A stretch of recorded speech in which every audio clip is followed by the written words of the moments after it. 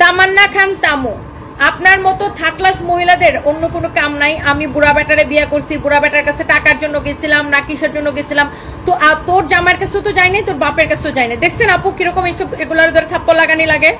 আমার জামাই এখন বেঁচে নাই, আমি বিয়ে করছি কত আগে। এখন বলতেছে আমি টাকার জন্য আমার বুড়া জামাইয়ের কাছে গেছিলাম, গেছি। তোর কোনো সমস্যা আছে? আমার জামাইকে এগুলা নিয়ে কখনো লাইভে কমপ্লেন করছে নাকি? আমার জামাই আমারে মানে থাপ্পড় দিয়ে মনটা চেতেছে ঘুরায় ফেলাইতে, নাকি আমার জামাইয়ের সাথে কোনো খারাপ সম্পর্ক ছিল, নাকি এগুলা নিয়ে ফেসবুকে আইসা কোনো কথা হয়েছে? হ্যাঁ, আমরা দুজন ভালোবেসে বিয়ে করছি।